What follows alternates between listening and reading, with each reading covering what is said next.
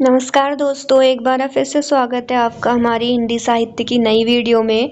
इस वीडियो में हम छायावाद युग के बारे में पढ़ेंगे और इसमें जो प्रमुख कवि जयशंकर प्रसाद जी हैं उनके बारे में भी पढ़ेंगे।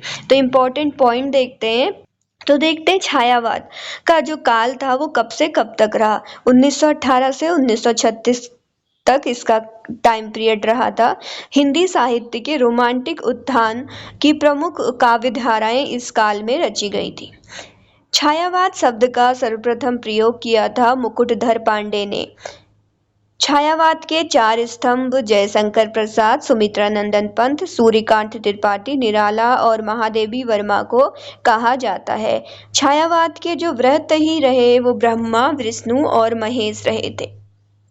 बेहतरीन मतलब उपाधि मिली थी तीन कवियों को। ब्रह्मा जो जयशंकर प्रसाद जी हैं इन्हें ब्रह्मा जी की उपाधि मिली है, और साथ ही साथ जो सुमित्रा नंदन पंत हैं उन्हें विष्णु और महेश कहा जाता है कि इन्हें सूर्यकांत त्रिपाठी निराला को।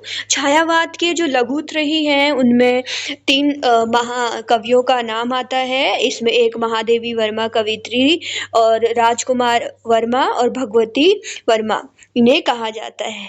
आगे देखते हैं कि पहली रचना कौन सी हुई छायावाद में। तो झरना जयशंकर प्रसाद जी द्वारा रचित पहली रचना थी जो छायावाद युग में हुई थी। छायावाद शब्द का प्रयोग भी कहा जाता है। छायावाद का प्रथम प्रयोग भी किसे कहा जाता है? इसको, झरना रचना को। किसके द्वारा रचित है? जयशंकर प्रसाद जी द्वारा। प्रथम छायावादी कविता प्रथम प्रभात को कहा जाता है। ये कविता 1918 में प्रकाशित हुई और इसको जो संकलित किया गया है झरना में। छायावाद का उपनिषद कहा जाता है आचार्य शांति प्रिय द्विवेदी जी को। आगे अब हम इसमें जयशंकर प्रसाद जी जिन्हें ब्रह्मा जी भी कहा जाता है, उनकी उपाधि मिली हुई है, उनके बारे में पढ़ेंगे। प्रेम और सौंदर्य के कवि माना जाता था जयशंकर प्रसाद जी को। इनका जन्म 30 जनवरी 1889 को वाराणसी में हुआ था। इनके पिता बाबू देवी प्रसाद हैं। मृत्यु इनकी 15 नवंबर 1937 को हुई थी।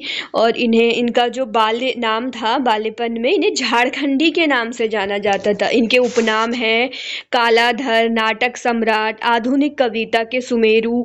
ये क्वेश्चंस बनता है पिछली बार है, उससे पिछली बार के बीएड एंट्रेंस में बना था कि आधुनिक कविता के सुमेरु किसे कहा जाता है? तो जयशंकर प्रसाद जी को कहा जाता है। छायावाद के ब्रह्मा भी इन्हें कहा जाता है। इनके द्वारा जो विधा ये लिखते थे तो ये कवि, नाटककार इन्हें और कहानीकार, उपन्यासकार भी कहा जाता है। इसी के कारण इनके काव्य संग्रह देखते हैं तो उर्वशी इनके द्वारा रचित काव्य संग्रह है। ये इनकी इसमें प्रथम पुरस्कार रचना है जिनमें इन्हें पुरस्कार मिला था। और इसमें इनके ये वाली रचना को चंपू काव्य भी कहा जाता है और ये गद्य और पद्य दोनों में है। कब इन्होंने लिखी थी? 1909 में लिखी थी। 1909 की इनकी वन मिलन रचना भी है। प्रेम राज्य इनकी रचना 1909 की है। अयोध्या का उद्धार इनके द्वारा लिखा गया है 1919 में। और राको छुवास इनकी द्वारा रचित रचना 1911 की है। और अगली रचना जो इन्होंने लिखी थी वो लिखी है वसुवाहन कानन कुसुम। ये इनके द्वारा खड़ी बोली की लिखी गई पहली रचना जो थी, खड़ी बोली की लिखी गई प्रथम काव्य संग्रह कानन कुसुम है। ऐसा भी पूछ देते हैं कि कानन कुसुम किसके द्वारा रचित है। और अगली जो इनकी रचना है महारासा का महत्व, ये भी इनके द्वारा रचित है। प्रेम पथित रचना भी इन्होंने लिखी है। ये इनके ब्रज भाषा में रचित पहली रचना थी और इसका जो खड़ी बोली में अनुवाद हुआ था ये 1914 में हुआ था। झरना रचना और खोलो द्वार रचना दोनों रचना इनके द्वारा लिखी है। इनको मतलब ये जो रचना थी 1914 में इंदु पत्रिका में प्रकाशित हुई। छायावाद की प्रथम रचना, प्रथम प्रयोग शाला किसे कहा जाता है? तो झरना को। देखो झरना ऐसे कितने इंपॉर्टेंट फैक्ट बनते हैं कि 1914 में इंदु पत्रिका में प्रकाशित हुई छायावाद की प्रथम रचना, या फिर इसे बोले कि प्रथम प्रयोगशाला भी कहा जाता है। चित्रधार इनकी ही रचना है और ये ब्रज में रचित कविताएं संकलित हैं। प्रथम काव्य संग्रह चित्रधार को ही कहा जाता है। 1925 में इन्होंने आंसू लिखी थी, 1933 में लहर, 1935 में कामायनी। इनके सन भी पूछ लिए जाते, 25, 33, 35। आंसू, लहर, कामायनी इनकी ही रचना है। अब ये जो आंसू है इसमें 133 छंदों का विग्रह प्रभात स्मृति काव्य है, और ये इसे जो आंसू है रचना है, इसे हिंदी का मेघदूत भी कहा जाता है। चलिए इनकी कहानी देखते हैं। तो इनकी जो कहानियां हैं उसमें आकाशदीप, आंधी और इंदुजाल, प्रतिध्वनि, छाया, ग्राम, सांप, सालवती, मधुआ, गुंडा, पुरस्कार, चूड़ी वाली मीरा, देवरथ, गोरी गाय, और ये अधौड़ी का मोह, अनबोला, अपराधी, अमीर स्मृति, इतनी सारी इनकी सारी कहानियां हैं। आपके पास तो अच्छा है कि इतना ज्यादा कलेक्शन मिल रहा है। उसके बाद अशोक, उस पार का योगी, करुणा की विजय, कलावती की शिक्षा, खेरहर की लिपि, गुड़री की लाल, अयोध्या का उद्धार, और शोकोच्छ्वास, और बधुवाहन, गुलाम, गुड़लसाई, धुसु, चक्रवर्ती का स्तंभ, चंदा, और जहां आरा, छोटा जादूगर, पत्थर की पुकार, पाप का पराजय, सलीम, सिकंदर की शपथ, हिमालय का पथिक। तो ये सारी इनकी रचनाएं थी। आप स्क्रीनशॉट भी ले सकते हैं और पीडीएफ आपको जरूर मिलेगा, आप बस कमेंट करिए। अगला देखते हैं कि इन्होंने कौन कौन से उपन्यास लिखे। तो इनके उपन्यास जो हैं कंकाल, तितली और इरावती। इरावती जो इनका उपन्यास था ये अधूरा उपन्यास है। इनके जो नाटक हैं वो कौन कौन से देखते हैं। चंद्रगुप्त और ध्रुव स्वामिनी नारी के स्वाभिमान को इसमें उठाया गया है, और इसमें अनमेल विवाह तथा नारी पुनः लग्न की बात की गई है।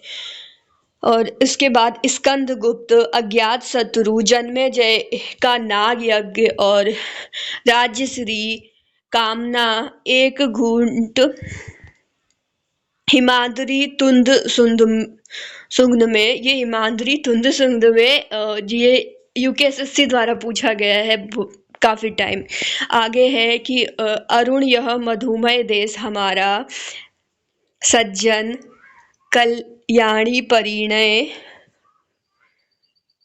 प्रसिचित। ये सारे के सारे इनके नाटक है। एक और है विशाख। और अदर इम्पोर्टेंट फैक्ट देखते हैं इनसे रिलेटेड। तो इनका जो इम्पोर्टेंट फैक्ट है, इनकी जो थी 9 वर्ष की आयु में कलाधार उपनाम से ब्रज भाषा में सवैया लिखी थी। तो इन्होंने 9 वर्ष की आयु में कलाधर उपनाम से अपना नाम नहीं बल्कि अपने नाम की जगह कलाधर उपनाम से सवैया इन्होंने लिखी थी। कामायनी के बारे में और देखते हैं। इनका महाकाव्य है, इसमें अक्षय कृति का स्तंभ है। इसमें क्या महाकाव्य में क्या बताया गया कैसा है, तो ये अक्षय कीर्ति का स्तंभ है। भाषा शैली तथा विषय तीनों की दृष्टि से विश्व में अद्वितीय ग्रंथ है। तो भाषा शैली देखें या फिर विषय देखें, भाषा देखें, शैली देखें या फिर विषय देखें, तीनों की दृष्टि से विश्व में अद्वितीय ग्रंथ है। इसमें 15 सर्ग हैं। इसमें जो रस है तो इसमें जो समरसतावाद और आनंदवाद रस का प्रयोग किया है। जो छंद है तारक छंद का। प्रमुख पात्र जो थे मनु, श्रद्धा और जो कुमार। अब यहाँ से भी जो प्रमुख पात्र हैं, यहाँ से अक्सर कामायनी से इतने सारे क्वेश्चन देखने को मिले ना कि मनु, श्रद्धा और कुमार प्रमुख इसके पात्र थे। 15 सर्ग थे, इसमें रस था, समरसतावाद, आनंदवाद। आगे ये है कि इसमें जो 15 सर्ग थे वो कौन कौन से तो चिंता, आशा, श्रद्धा, काम, वासना, लज्जा, कर्म, ईर्ष्या, इड़ा, संघर्ष, निवेद, दर्शन, रहस्य, आनंद, ये इसमें थे। अब